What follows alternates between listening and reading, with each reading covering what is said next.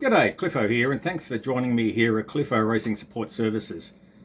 This video is going to be one of my Running Wide series, which is about motorcycle adventures here in Australia or overseas. I'm about to depart on a trip to the United States to marshal at the Circuit of the Americas for MotoGP, and with Moto America in Atlanta. This is a follow-on trip from one I did back in 2017. Well, following insofar as I'm going to be riding a bike again.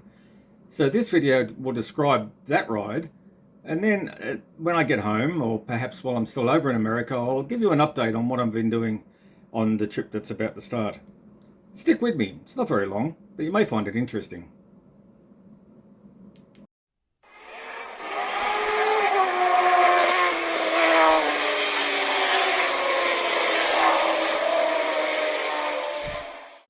In 2017, Vicky was going on a fan club trip onto a cruise ship into the Caribbean out of Miami with some friends. I decided I didn't particularly want to get stuck on a cruise ship with a bunch of people of a television show I wasn't particularly interested in, so I thought I might take the advantage of time in the States to participate in an Iron Butt challenge. The Iron Butt Association is a loose fraternity of boys and girls who enjoy long-distance motorcycle riding.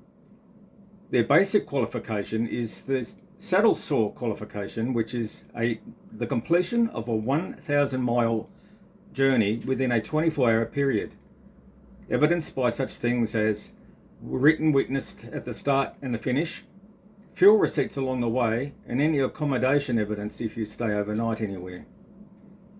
So I decided I'd undertake that, riding first from Miami up to Daytona, and then starting at 10 a.m. from then, Bruce Russmeyer's Harley Heaven outside of Daytona, riding due west to New Orleans for the night, and then getting up in the morning and returning back to Tallahassee, having completed the journey with just enough time to get the qualification and with a little bit more than the 1,000 miles was required. So let's see how that goes. First up, I hired a road glide from Eagle Rider in Miami.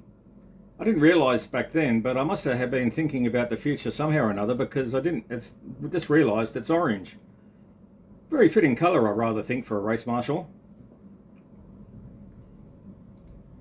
So leaving on the 3rd of February, I rode from Miami to Daytona to get used to riding on the wrong side of the road.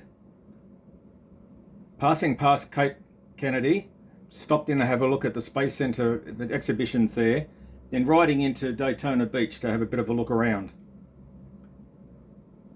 I finished up the afternoon at Bruce Russmeyer's Harley Heaven outside of Daytona, which is got to be one of the world's largest Harley dealers. I just can't believe the scale of the joint. Not only does it have a 2-story dealer building, but it has an attached hotel, workshops for various other specialty providers, and a stage for public events. It's quite the thing. Unfortunately, I've discovered in preparing for this video that Bruce Russmeyer passed away a couple of years ago in a motorcycle accident while out riding one of his beloved Harleys, and the business has since been sold on. But it's still there, and it's worth a visit if you're going through that part of the world just to see the scale of the joint. So starting off at Bruce Russmeyer's, the evidence that I wanted to present to the Iron Butt Association started off with a witness signature by one of the employees at that dealership.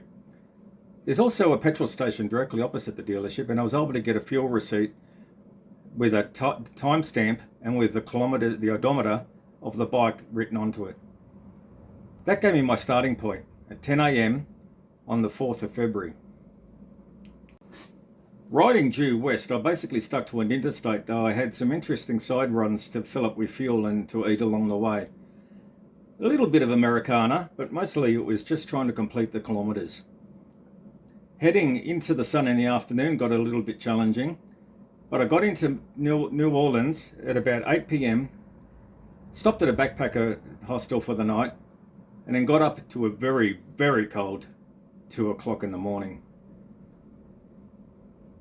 Heading back east again, then made stops along the way for coffee and breakfast and to defrost, making it back into Tallahassee with only 8 minutes to spare, but with 26 miles up. There wasn't anywhere really I wanted to stop before that, and I was really watching the time clock in the odometer to make sure I was going to make it within the 24-hour period. On the way through the previous day, I had stopped in at the dealership to check with the employees that somebody was going to be happy enough to sign my witness statement. And as it turned out, they weren't normally open on a Sunday, but they had a hog chapter event on that day. And so I was able to stop off, get my witness thing signed off, 1,026 miles, and with 8 minutes to spare. Also, there's a petrol station opposite the dealership, so that made it easy in terms of the finishing time and the finishing timestamp. But that wasn't the end of my day. It was only 10 a.m. So I rode through to Tampa. I hadn't booked an accommodation for Tampa, given that it was only just a quick stopover in New Orleans in the first place. But as it turned out, I ended up in one of the Hilton properties close to the ports. Really, by then, the GPS wasn't really working very well, and I just basically went around until I found somewhere that could take me in. But as it turned out, it was Super Bowl night. So I found myself a nice room, got myself a pizza and a beer from some local shops, and settled in comfort after a very, very long day and a half on the bike to watch the Super Bowl, and enjoyed it immensely. The last part of my trip was from Tampa back to Miami. By then, Vicky was coming back on the cruise ship after her long weekend down in the Caribbean, and I needed to be back in time to meet the ship. As it turned out, Vicky and her friend who were back at the hotel by the time I got back into town. But again, with the GPS not going all that well, and with my time starting to click down on the hire, I didn't get to see them back at the hotel before returning the bike to the dealership, which was a bit of a disappointment because I think they'd like to have congratulated me on the job well done. But I had great fun completing the Iron Butt Challenge and seeing a little bit of a part of the world that I hadn't seen before. The Saddle Saw 1000 Challenge started on the 4th of March at 10 o'clock, Daytona, finished about 6 p.m. in New Orleans, up to a very, very cold 2 o'clock in New Orleans to Tallahassee by 9:52. That was 1,026 miles in 23 hours and 52 minutes. It was absolutely freezing when I left New Orleans. And funnily enough, by the time I hit Tallahassee, I was getting sunburnt by stinking hot weather. And by the time I got to Tampa, I was really into it for a hot pizza and a cold beer. So that was the first of 2 Iron Butt challenges that I've done.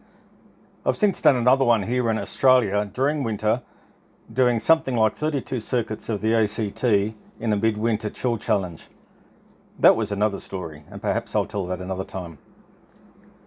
The upcoming trip, I'll be being looked after, hosted by Joel Simmons in Texas, a great young fellow I've met here, MotoGP, and he's hosting me for MotoGP in America.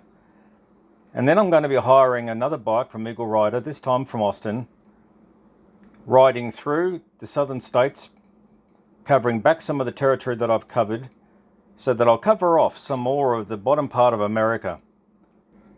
Starting off with MotoGP, the Circuit of the Americas in Austin, Texas. I'll be riding through to Houston, New Orleans,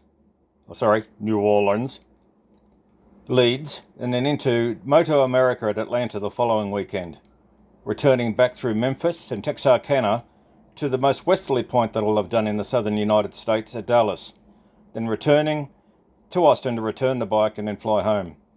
About 13 days, a bit under 2 weeks. It's going to be great fun, and I'm very much looking forward to it. So stand by for an update on Cliffo Racing Support Services, and until then, keep the shiny side up.